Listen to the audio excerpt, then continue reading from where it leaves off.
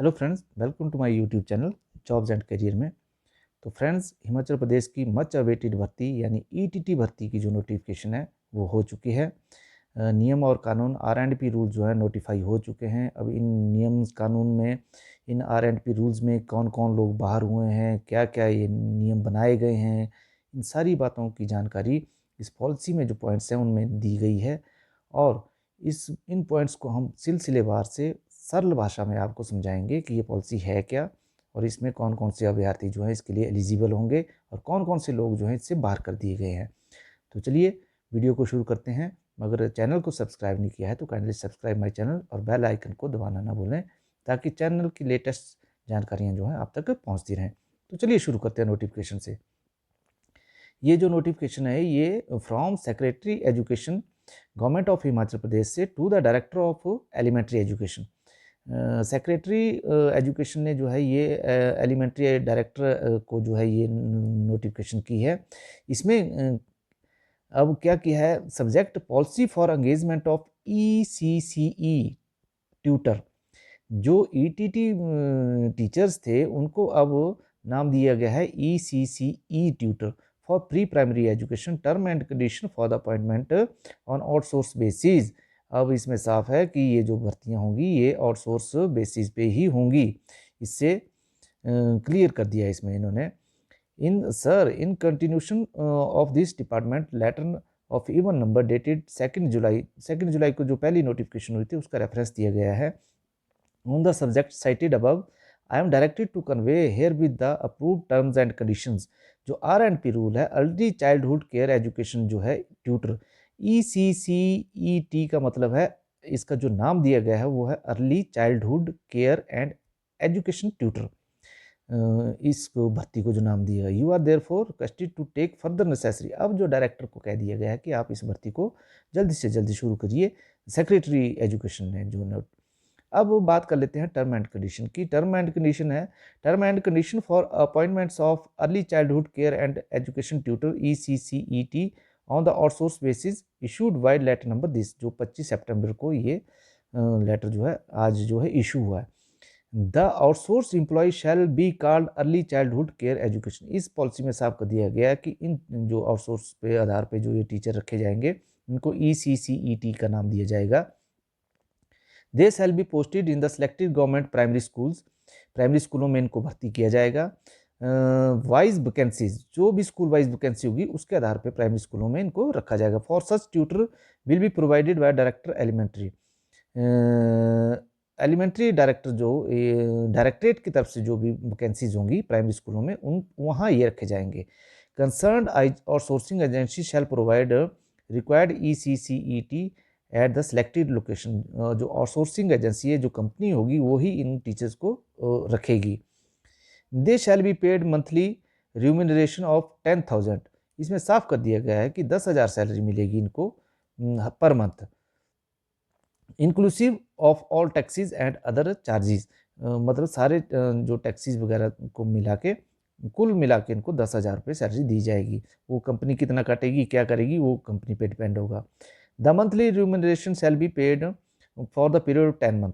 अब इसमें यह भी क्लियर कर दिया गया है कि जो सैलरी मिलेगी वो सिर्फ 10 महीने की मिलेगी, छुट्टियों का पैसा नहीं मिलेगा। सरकार ने ये क्लियर कर दिया है, 10 महीने के लिए ही सैलरी मिलेगी। No remuneration shall be paid during the vacation period. छुट्टियों में कोई भी जो सैलरी नहीं मिलेगी छुट्टियों की।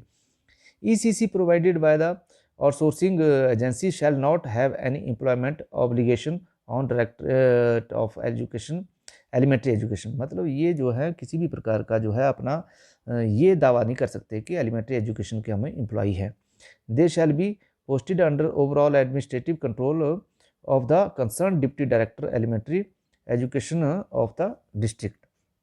और ये जो है इनकी पोस्टिंग जो होगी वो डिप्टी डायरेक्टर डिस्ट्रिक्ट के वाइज होगी, डिस्ट्रिक्ट कैडर होगा। ये डिस्ट्रिक्ट का जो एलिमेंट्री डायरेक्टर होंगे वही इनकी अपॉइंटमेंट के जो लोकेशन होगी, जो भी स्टेशन होंगे वो वहाँ से अलॉट होंगे।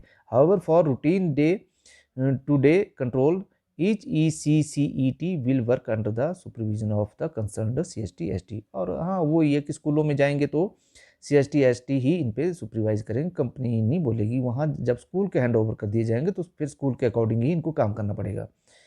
अच्छा, पॉइंट नंबर 8 है no ECCET shall be disengaged without the approval of state government. हाँ, जैसे ही इनकी अपॉइंटमेंट हो जाएगी उसके बाद जो है अगर इनको हटाना चाहे कंपनी हटाए तो नहीं हटाएगी जब तक कि गवर्नमेंट ना बोलेगी। The outsourcing agency can transfer, हाँ जो कंपनी है वो इनकी ट्रांसफ़र कर सकती है from one school to another, बाकी कंट्रोल जो है गवर्नमेंट का ही रहेगा।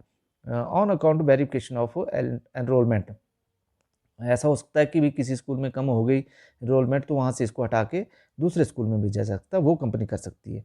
The age of candidate shall not be less than 21 years, age इसमें क्लियर कर दी गई 21 से नीचे नहीं होनी चाहिए और 45 से ज़्यादा नहीं होनी चाहिए on the date of publication of advertisement of recruitment agency. Point number 10 है कि मिनिमम एजुकेशन, अब बात कर लेते हैं जो मेन पॉइंट है वो क्वालिफिकेशन का क्या होनी चाहिए। क्वालिफिकेशन में 10+2 और इट्स इक्विवेलेंट एटलीस्ट 50%, +2 50% मार्क्स से होनी चाहिए कम से कम। उसके बाद है and diploma in nursery teacher education, pre education, early childhood education of duration not less than 2 years. अब इसमें साफ कर दिया गया है, ये बड़ा इंपॉर्टेंट क्योंकि ये बिल्कुल क्लियर कर दी गई है कि ड्यूरेशन ऑफ डिप्लोमा जो है 2 साल का होना चाहिए, 2 साल से नीचे नहीं।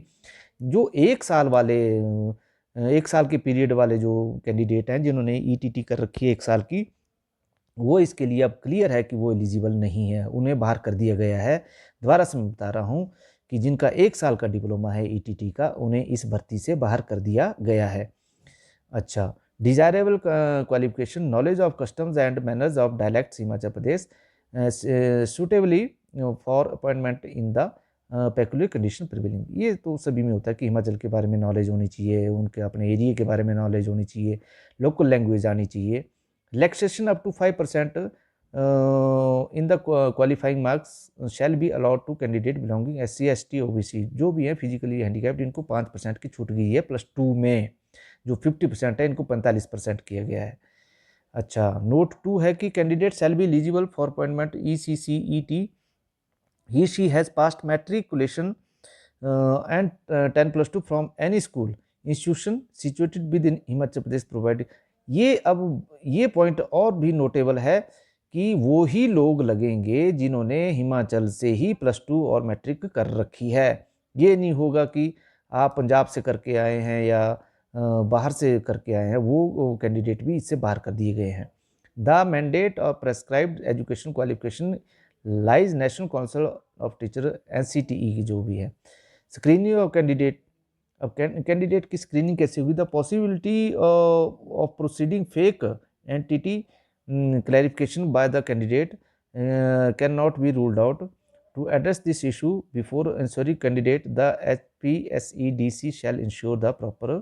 हाँ, ये भी इसमें कर दिया कि एंटिटी के जो है डुप्लीकेट डॉक्यूमेंट्स ना कोई लेके आए, डुप्लीकेट सर्टिफिकेट ना कोई लेके आए, तो उनकी भी प्रॉपर तरीके से जांच होगी पहले, उसके बाद ही ये जो है एंगेज किए जाएंगे।